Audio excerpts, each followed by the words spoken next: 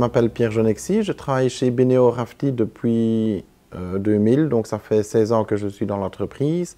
J'ai 15 ans de syndicat derrière moi. Sur les 4 dernières années qui viennent de s'écouler, nous avons obtenu des primes de compensation salariale pour ce qui est des arrêts de production et du chômage économique qu'on a connu exceptionnellement. En plus de ça, nous avons aussi réussi à augmenter les chèques repas à 8 €, ce qui est le maximum légal. Au tout début, qu'on a eu des chèques repas, ils étaient à 2,50 €. On a su les faire passer à 6, puis à 7, et maintenant nous sommes à 8 €. Les primes de pause pour les gens qui font également les feux continus, chaque année, elles sont augmentées. Grâce aux négociations, nous avons augmenté la CCT 90 qui auparavant était de 600 €. Maintenant, elle est augmentée jusqu'à 2140 € potentiels si les critères sont atteints. Et pour vous donner un exemple, cette année 2015-2016, les travailleurs ils ont obtenu 1700 € sur les 2140 € potentiels. Pour l'avenir, on aimerait surtout veiller au bien-être des travailleurs, qui est primordial dans l'usine, c'est avant tout, c'est la moindre des choses. Le point qui est un peu plus coincé, c'est l'absentéisme.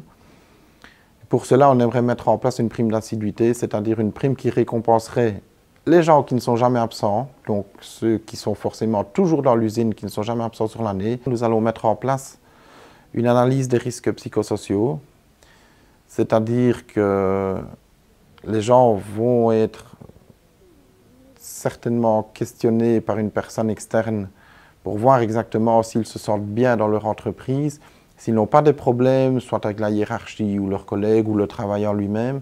Et les gens vont pouvoir s'exprimer, dire ce qui va, ce qui ne va pas, ce qui est bien, ce qui n'est pas bien. Et on espère aussi, grâce à ça, que l'absentéisme va se réduire. Quelle est la force de notre équipe? C'est simple et à la fois c'est compliqué, c'est surtout l'honnêteté. On tient sincèrement à dire aux gens, aux travailleurs, à n'importe qui dans l'entreprise, de quoi on a parlé en réunion, que ce soit positif ou négatif. Le négatif, on n'a pas peur de l'annoncer aux gens parce que c'est notre rôle aussi de dire ce qui se passe. Deuxième chose, c'est la communication. Il faut toujours informer les travailleurs de ce qui se passe, que ce soit sur un tel type de réunion, que ce soit sur une formation, peu importe la nouvelle qu'il y a dans l'entreprise, le travailleur doit être mis au courant. Je tiens aussi à rappeler quelque chose, c'est que la CSC ne travaille pas que pour la CSC.